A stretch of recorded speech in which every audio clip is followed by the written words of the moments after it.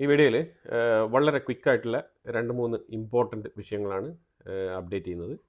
അതിൽ നമ്പർ 1, ജപ്പാൻ്റെ ഒരു കമ്പനി ഇന്ത്യയിൽ ചിപ്പ് മാനുഫാക്ചറുമായിട്ട് ബന്ധപ്പെട്ട് അവരുടെ ഫാക്ടറി ഇന്ത്യയിലേക്ക് സ്ഥാപിക്കാൻ വേണ്ടിയിട്ടുള്ള നീക്കങ്ങൾ മുന്നോട്ട് വെച്ചിരിക്കുകയാണ്.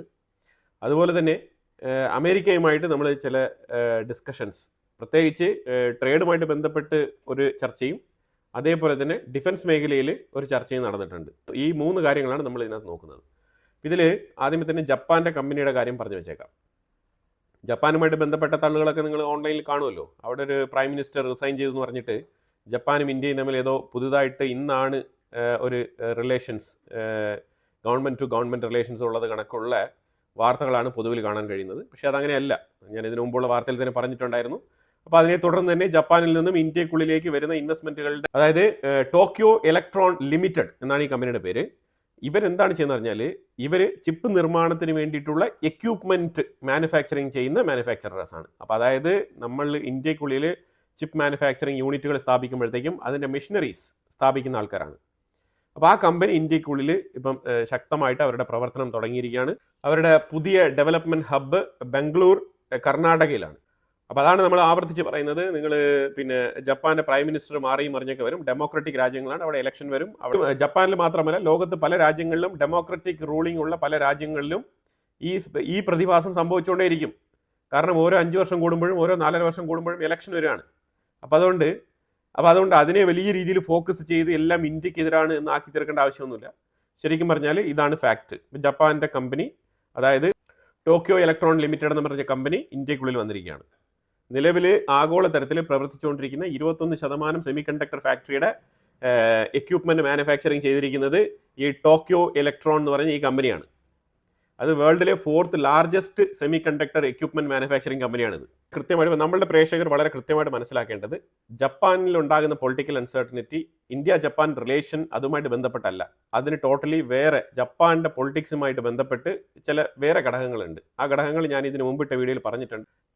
അതുപോലെ തന്നെ ഇന്ത്യയും ചൈനയും റഷ്യയും, ഈ 3 രാജ്യങ്ങളുടെ ട്രേഡ് വോളിയം മാത്രം ഏതാണ്ട് 54 ട്രില്യനാണ്. അതായത് ഈ SCO അതുപോലെ തന്നെ ബ്രിക്സ് രാജ്യങ്ങൾ ഇതെല്ലാം മൊത്തത്തിൽ ചേർക്കാതെ തന്നെ ഇന്ത്യ, റഷ്യ, ചൈന ഈ 3 രാജ്യങ്ങളുടെ മാത്രം ട്രാൻസാക്ഷൻസ് എടുത്തു കഴിഞ്ഞാൽ $54 ട്രില്യൺ വർത്ത് വരുന്നതാണ് മനസ്സിലാക്കാൻ പറ്റുന്നത്. ഇതിൽ കൃത്യമായിട്ട് ഏതൊക്കെ സെഗ്മെന്റ്സിലാണ് ഇത് ഗ്ലോബൽ ഷെയറിംഗ് എന്നുള്ളത് കാണിക്കുന്നുണ്ട് വളരെ വ്യക്തമായിട്ട്. ആ ചാർട്ട് ഞാനിവിടെ ഷെയർ ചെയ്യാം. ഇപ്പോൾ ഈ ചാർട്ട് ശരിക്കും പറഞ്ഞാൽ combined power of India, China, Russia ഈ 3 രാജ്യങ്ങളുടെയും ഒരു കമ്പൈൻഡ് പവർ ചാർട്ട് കൊടുത്തിട്ടുണ്ട്. അപ്പോൾ ചാർട്ടിൽ പറയുന്നത് വളരെ വ്യക്തമാണ്. ഇതിൽ കുറേ ഇൻഡിക്കേറ്റേഴ്സ് ഉണ്ട്. ഈ ഇൻഡിക്കേറ്റേഴ്സ് ശരിക്കും പറഞ്ഞാൽ GDP യിൽ നിന്നാണ് ആദ്യം തുടങ്ങുന്നത്. അപ്പോൾ GDP നോക്കുമ്പോഴത്തേക്കും ഇന്ത്യ, ചൈന, റഷ്യ 3 രാജ്യങ്ങളുടെയും GDP ഒരുമിച്ച് കഴിഞ്ഞാൽ അത് ഏതാണ്ട് $53.9 ട്രില്യൺ വർത്ത് വരും. അപ്പോൾ ഇത് ശരിക്കും global share totally 1/3 of the global economic output എന്നാണ് പറയുന്നത്. അതിൽ 1/3 ഭാഗം.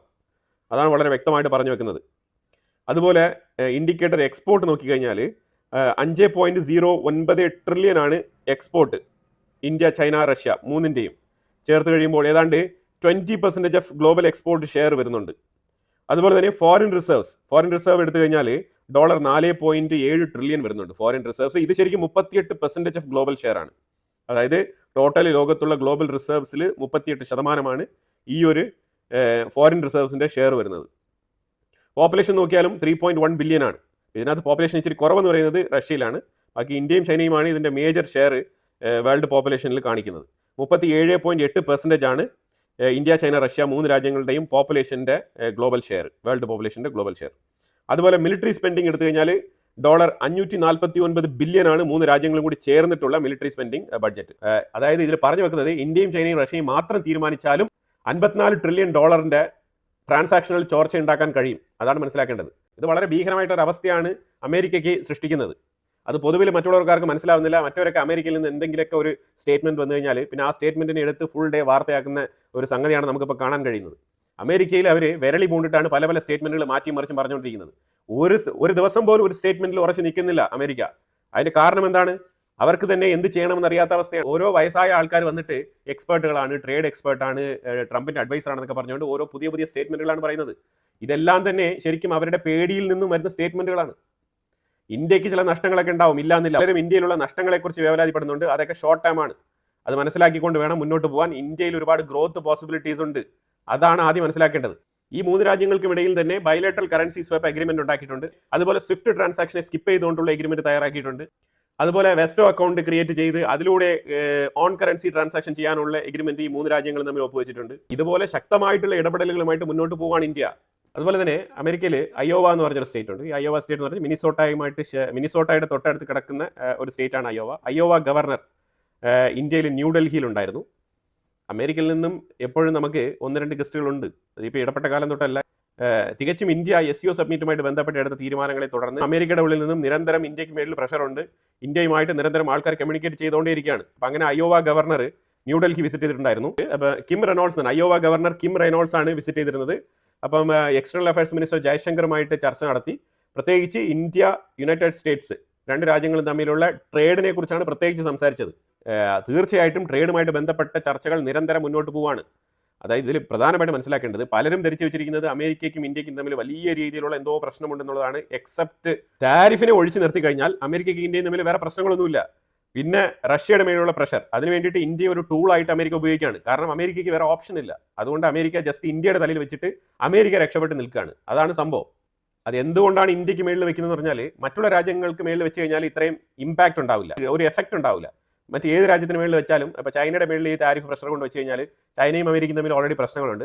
അതൊരു വലിയ രീതിയിൽ പ്രശ്നമുണ്ടാക്കത്തില്ല. പക്ഷേ ഇന്ത്യയാണ് ഇവിടെ അമേരിക്കയും റഷ്യയും ഈക്വലായിട്ട് റിലേഷൻഷിപ്പ് മെയിൻറ്റെയിൻ ചെയ്ത് കൊണ്ടുപോകുന്നത്. അപ്പോൾ അതുകൊണ്ടാണ് ഇന്ത്യയുടെ മേളിൽ വെച്ചിട്ട് ഈ ഒരു പ്രഷർ പോളിസി അപ്ലൈ ചെയ്യുന്നത്. അപ്പോൾ ഈ ട്രേഡുമായിട്ട് ബന്ധപ്പെട്ട വിഷയങ്ങളൊക്കെ ചർച്ച ചെയ്യുന്നുണ്ട്. തീർച്ചയായിട്ടും ഇന്ത്യയുടെ താരിഫിൽ ഒരു വിട്ടുവീഴ്ച, നെഗോസിയേഷൻ സാധ്യമാണ്. പക്ഷെ അതിപ്പോഴല്ല. ട്രംപ് ശരിക്കും പുടിനുമായിട്ട് ഒരു ചർച്ചയ്ക്ക് തയ്യാറാവുന്നുണ്ട്. ശരിക്കും ട്രംപ് പെട്ടിരിക്കുകയാണ്. ട്രംപ് സെക്കൻഡ് ലെവൽ പുടിനെ അമേരിക്കയിലേക്ക് വിളിച്ച് സംസാരിപ്പിക്കാം, അതിനോടൊപ്പം യൂറോപ്യൻ രാജ്യങ്ങളുടെ നേതാക്കളെയും വിളിക്കാം എന്ന് വിചാരിക്കുന്നുണ്ട്. പക്ഷേ അത് സാധ്യമാണോ എന്ന് ചോദിച്ചു കഴിഞ്ഞാൽ പുടിൻ സമ്മതിക്കണം. പിന്നെ അടുത്ത കാര്യം വരുന്ന പറഞ്ഞാൽ, ഇന്ത്യ അമേരിക്കയുമായിട്ട് 14,000 കോടിയുടെ ഒരു ഡീല് സൈൻ ചെയ്തിട്ടുണ്ട്. ഈ 14,000 കോടി ഡീല് GE കമ്പനിയുമായിട്ടാണ്. HAL എന്ന് പറഞ്ഞ Indian company, Hindustan aeronautical limited എന്ന് പറഞ്ഞ കമ്പനി, അമേരിക്കയിലെ ജനറൽ ഇലക്ട്രിക് എന്ന് പറഞ്ഞ കമ്പനിയുമായിട്ടാണ് ഈ ഒരു ഡീൽ സൈൻ ചെയ്തിരിക്കുന്നത്. ഇത് ശരിക്കും F414 എഞ്ചിൻ ഇന്ത്യക്കുള്ളിൽ മാനുഫാക്ചറിങ് ചെയ്യുന്നതുമായിട്ട് ബന്ധപ്പെട്ടാണ് ഈ ഡീല് ഓക്കെ ആയിരിക്കുന്നത്. 80% ടെക്നോളജിയും ഇന്ത്യക്ക് ട്രാൻസ്ഫർ ചെയ്യാമെന്ന് GE കമ്പനി അഗ്രി ചെയ്തിട്ടുണ്ട്. അതിലുപരിയായിട്ട് GE കമ്പനി ഒരു പോയിന്റ് കൂടി ആഡ് ചെയ്യുന്നുണ്ട്. അതായത് നിലവിലുണ്ടായിരിക്കുന്ന ഇന്ത്യയും അമേരിക്കയും തമ്മിലുള്ള ഈ ഒരു താരിഫ് പ്രശ്നം ഒരു രീതിയിലും GE കമ്പനിയുമായിട്ട് ബന്ധപ്പെട്ട ഈ ഒരു ഡീലിനെ ബാധിക്കാത്ത വണ്ണം GE കമ്പനി ഇന്ത്യക്ക് ഈ ഒരു സർവീസ് നൽകാമെന്നാണ് പറഞ്ഞിരിക്കുന്നത്. അപ്പോൾ അതായത് ഇതിന്റെ ഫുൾ റെസ്പോൺസിബിലിറ്റി അവർ ഏറ്റെടുത്തുകൊണ്ടാണ് ഈ ഒരു എഗ്രിമെന്റിലേക്ക് മുന്നോട്ട് പോയിരിക്കുന്നത്. പിന്നെ തികച്ചും ഇന്ത്യ 212 അഡീഷണൽ എഞ്ചിന്റെ ഓർഡറും കൂടി നൽകുന്നുണ്ട്. അതായത് ഈ 99 കൂടാതെ കേട്ടോ, 99 കൂടാതെ 212 എഞ്ചിന്റെ ഓർഡറാണ് കൊടുത്തിരിക്കുന്നത്. അത് ടോട്ടൽ വാല്യൂ 14,000 കോടി. അതുപോലെ ഇസ്രായേലും ഇന്ത്യയും കൂടി ചേർന്ന് ഒരു ബൈലേറ്ററൽ ട്രേഡ് എഗ്രിമെന്റ് സൈൻ ചെയ്തിരിക്കുകയാണ്. ഇത് ഇസ്രായേലിന്റെ ഫൈനാൻഷ്യൽ മിനിസ്റ്റർ ബെസായൽ സ്മൂട്രിച്ചും ഇന്ത്യയുടെ ഫൈനാൻഷ്യൽ മിനിസ്റ്റർ നിർമ്മല സീതാരാമനും കൂടി ചേർന്നിട്ടാണ് ഈ ഒരു എഗ്രിമെന്റ് സൈൻ ചെയ്തിരിക്കുന്നത്.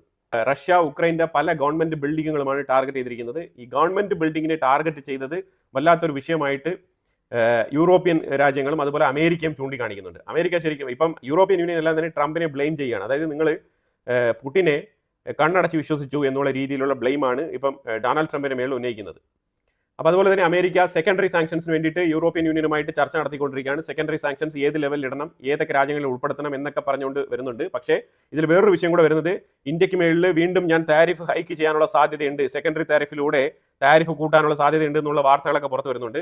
ഒരുപക്ഷെ ഇന്ത്യയെ പേടിപ്പിക്കാനായിരിക്കാം, ഇല്ലാന്നുണ്ടെങ്കിൽ തീർച്ചയായിട്ടും താരിഫ് അപ്ലൈ ചെയ്യുമായിരിക്കാം. പക്ഷേ ഇന്ത്യ രണ്ടും കൽപ്പിച്ചാണ്. ഇനി എത്ര താരിഫ് ഇട്ടാലും ഇന്ത്യയുടെ നിലപാടിൽ ഉറച്ചു നിൽക്കുമെന്നുള്ളൊരു മറുപടിയാണ് ഇന്ത്യയുടെ സൈഡിൽ നിന്ന് വരുന്നത്. അതായത് അമേരിക്ക എത്ര പ്രഷർ ഇടുന്നോ ആ രീതിയിൽ ഇന്ത്യ വളരെ സ്റ്റബൺ ആയിട്ട് റെസ്പോണ്ട് ചെയ്യാൻ തന്നെയാണ് തീരുമാനിച്ചിരിക്കുന്നത്. ഇനി ട്രംപ് താരിഫ് അപ്ലൈ ചെയ്യുന്നത് അമേരിക്ക ചെയ്യുന്ന ഏറ്റവും വലിയ ബ്ലണ്ടറുകളിൽ ഒന്നായിരിക്കും. കാരണം വേറെ ഒന്നുമില്ല, ഇന്ത്യ എന്ത് ചെയ്യും, ഏത് ഡയറക്ഷനിൽ പോകും എന്നുള്ളതിനെ കുറിച്ചുള്ള ഒരു സൂചനയാണ് ഇപ്പോൾ ഇന്ത്യ കൊടുത്തിരിക്കുന്നത്. ഇനിയും ഇതിൽ കൂടുതൽ ട്രംപ് വലിയ രീതിയിലുള്ള താരിഫുകളുമായിട്ട് മുന്നോട്ട് വന്നു കഴിഞ്ഞാൽ ഇന്ത്യ ബ്രിക്സ് പേക്ക് ഓക്കെ പറയും. വളരെ ശക്തമായിട്ട് തന്നെ ആ ഒരു പേയ്മെന്റ് സിസ്റ്റം മുന്നോട്ട് കൊണ്ടുപോകും. ശരിക്കും ഞാനിപ്പോൾ ഇതിന് മുമ്പ് പറഞ്ഞല്ലോ, ഒന്നുമില്ലെങ്കിലും 54 ട്രില്യൻ്റെ ആ ഒരു ഡോളർ ഡാമേജ് ഉണ്ടാക്കാൻ കഴിവുണ്ട് ഇന്ത്യക്ക്. ആ ഒരു ഓപ്ഷൻ ഇന്ത്യയുടെ കയ്യിലുണ്ട്. അത് ഇന്ത്യ ഒറ്റ രാജ്യം വിചാരിച്ചാൽ മതി, അത് നടക്കും. അതുപോലെ തന്നെ SCO ബ്രിക്സ് ഈ സംഘടനകളും കൂടി വിചാരിച്ചു കഴിഞ്ഞാൽ 84 ട്രില്യൻ്റെ ഡാമേജ് ഡോളറിന് ഉണ്ടാക്കും എന്നുള്ളത് 100% ഉറപ്പുള്ള കാര്യമാണ്. ഇത് ഫുൾ ഡീറ്റെയിൽ സഹിതം നമ്മൾ കംപ്ലീറ്റ് ഡേറ്റ അനലൈസ് ചെയ്ത് വീഡിയോ ഇട്ടിട്ടുണ്ട്. നമ്മുടെ പ്രേക്ഷകർക്ക് അത് വളരെ കൃത്യമായിട്ട് മനസ്സിലാവും. പിന്നെ താൽക്കാലികമായിട്ട് ഇന്ത്യക്കുള്ളിൽ ഉണ്ടാകുന്ന ചില ബിസിനസ് നഷ്ടങ്ങൾ, അത് താൽക്കാലികമായിട്ട് ഈ ഒരു കയറ്റുമതി ബിസിനസ്സിൽ ഉണ്ടാകുന്ന ചില നഷ്ടങ്ങളാണ്. അതിലുപരിയായിട്ട് വേറെ ഒന്നും തന്നെ ഇന്ത്യക്ക് വരാനില്ല. IT മേഖലയൊന്നും അത്ര എളുപ്പത്തിൽ റീപ്ലേസ് ചെയ്യാൻ പറ്റുന്ന ഒരു സംഗതിയല്ല. അതിനൊക്കെ ഒരു ലോങ് പ്ലാൻ വേണം. 5 മുതൽ 6 മുതൽ 8 മുതൽ 10 വർഷമൊക്കെ എടുക്കും. ഒരു കമ്പനിയുടെ IT കോൺട്രാക്ട് ഒക്കെ മാറ്റി സ്ഥാപിക്കാൻ വർഷങ്ങൾ എടുക്കും. അതിനുള്ള ട്രെയിനിങ്ങും ഫെസിലിറ്റീസും കാര്യങ്ങളെല്ലാം വരണം. അല്ല വെറുതെ IT കമ്പനികൾ പെട്ടെന്ന് ഒരു സുപ്രഭാതത്തിൽ സ്വിച്ച് ചെയ്യാൻ പറ്റത്തില്ല. അപ്പോൾ അതുകൊണ്ട് ഈ IT ഇമ്പാക്ട് എന്നുള്ളത് നിലവിൽ നാളെ ഉടനെ സംഭവിക്കാൻ പോകുന്ന വിഷയമല്ല. അതിനു മുമ്പ് ഈ താരിഫൊക്കെ മാറിയിട്ട് ഇന്ത്യ വേറെ ലെവലിലേക്ക് എത്തും. ശരിക്കും ലോകത്ത് ഒരേ ഒരു രാജ്യം മാത്രമേ ഉള്ളൂ അമേരിക്കയെ ഈ ലെവലിൽ എതിർത്ത് നിന്നിരിക്കുന്നത്. അത് ശരിക്കും പറഞ്ഞാൽ ഇന്ത്യ മാത്രമാണ്. ഇപ്പൊ ചൈനയ്ക്ക് അമേരിക്കയ്ക്ക് കൊടുക്കാൻ എന്തെങ്കിലും ഉണ്ട്, റയർ എർത്ത് എലമെന്റ്സ് അങ്ങനെയൊക്കെ പറഞ്ഞുകൊണ്ട്. പക്ഷേ ഇന്ത്യ ശരിക്കും ജിയോ പൊളിറ്റിക്കൽ റീസൺ മാത്രം വെച്ചുകൊണ്ട് തന്നെയാണ് ഈ ഒരു പ്ലേ ചെയ്തുകൊണ്ടിരിക്കുന്നത്. പിന്നെ ഇന്ത്യക്ക് വളരെ വ്യക്തമായിട്ട് അറിയാം ഇന്ത്യക്കുള്ളിലുള്ള ഡൊമസ്റ്റിക് മാർക്കറ്റ്, അതിനെ എങ്ങനെ ശക്തിപ്പെടുത്തണം എന്നുള്ളതാണ് നമ്മളിപ്പം കിണഞ്ഞ് പരിശ്രമിച്ചുകൊണ്ടിരിക്കുന്നത്. പിന്നെ ഒരു വിഷയം കൂടി ഇതിനകത്ത് പറയാനുള്ളത്, ഫ്രാൻസ് പ്രസിഡന്റ് ഇമ്മാനുവൽ മാക്രോണിനെതിരെ അവിശ്വാസ പ്രമേയ വോട്ടെടുപ്പ് ഫ്രഞ്ച് പാർലമെന്റിൽ കൊണ്ടുവന്നായിരുന്നു. ശരിക്കും ഫ്രഞ്ച് പ്രസിഡന്റ് ഇമ്മാനുവൽ മാക്രോൺ അവിടുത്തെ ഭരണം ഇപ്പം ഡിസ്പോസ് ചെയ്തിരിക്കുകയാണ്. അപ്പൊ ഇനി മാക്രോൺ ശരിക്കും എന്താണ് ചെയ്യാൻ പോകുന്നത്? ശരിക്കും എന്തെങ്കിലും പൊളിറ്റിക്കൽ ലൂപ്പ് ഹോൾസ് കണ്ടെത്തിയിട്ട് ഈ പൊസിഷനിൽ തുടരാനുള്ള മാർഗ്ഗങ്ങൾ സ്വീകരിക്കുമോ, അല്ലാന്നുണ്ടെങ്കിൽ ഇതെല്ലാം തന്നെ ഡിസ്പോസ് ചെയ്തിട്ട് അടുത്ത ഇലക്ഷനിലേക്ക് പോകുമോ എന്നുള്ളതാണ് ഇപ്പം ലോകം ഉറ്റുനോക്കിയിരിക്കുന്ന വേറൊരു വിഷയം. ഇപ്പൊ ഫ്രാൻസിൽ ഇമ്മാനുവൽ മാക്രോൺ ഒരു ക്രൈസിസിലാണ്. ശരിക്കും പറഞ്ഞാൽ മാക്രോൺ പെട്ടിരിക്കുന്ന ഒരു അവസ്ഥയാണ്. അപ്പൊ എന്തായാലും ഫ്രാൻസിൽ ഒരു മാറ്റം വരാനിരിക്കുകയാണ്. ഇതാണ് നമ്മൾ മനസ്സിലാക്കേണ്ടത്. ഡെമോക്രാറ്റിക് രാജ്യങ്ങളിലെ ഭരണകർത്താക്കൾ എപ്പോഴും മാറി മാറി വരും. അതൊന്നും നമ്മൾ മൈൻഡ് ചെയ്യേണ്ട ആവശ്യമില്ല. നമ്മൾ ഓരോ രാജ്യങ്ങളുമായിട്ടും സ്പെഷ്യലായിട്ട് കൊണ്ടുപോകുന്ന റിലേഷൻഷിപ്പ് എന്താണോ ആ റിലേഷൻഷിപ്പ് കൃത്യമായിട്ട് മെയിൻറ്റെയിൻ ചെയ്ത് പോകുക എന്നുള്ളതാണ്. പിന്നെ പൊളിറ്റിക്കൽ താല്പര്യം അനുസരിച്ച് പല പല രീതിയിലുള്ള മാറ്റങ്ങൾ, പല പല രീതിയിലുള്ള ചേരിതിരിവുകൾ എല്ലാം തന്നെ രാജ്യങ്ങൾക്കിടയിൽ എപ്പോഴും വരാറുണ്ട്. പക്ഷേ അതൊന്നും തന്നെ ബേസിക് ആയിട്ടുള്ള പോളിസികളെ അഫക്റ്റ് ചെയ്യാറില്ല. ഇപ്പം നമുക്കും ഫ്രാൻസിനും തമ്മിൽ ഒരുപാട് കരാറുകളുണ്ട്. ഫ്രാൻസ് കമ്പനികൾ ഒരുപാട് ഇന്ത്യക്കുള്ളിൽ താല്പര്യം പ്രകടിപ്പിച്ച് ഇൻവെസ്റ്റ്മെന്റുകൾ നടത്തുന്നുണ്ട്. അപ്പോൾ അതിലൊക്കെ ഒരു രീതിയിലുള്ള മാറ്റങ്ങളും വരില്ല. അതാണ് ബേസിക് ആയിട്ട് മനസ്സിലാക്കേണ്ടത്. അപ്പോൾ എന്തായാലും കുറേ ഇമ്പോർട്ടൻ്റ് ആയിട്ടുള്ള വിഷയങ്ങളാണ് ഈ വീഡിയോയിൽ പങ്കുവച്ചത്. ഇതിനെക്കുറിച്ചുള്ള അഭിപ്രായങ്ങൾ കമന്റ് ബോക്സിൽ രേഖപ്പെടുത്തുക. കൂടുതൽ വിഷയങ്ങളുമായിട്ട് അടുത്ത വീഡിയോയിൽ വരാം. Thank you so much.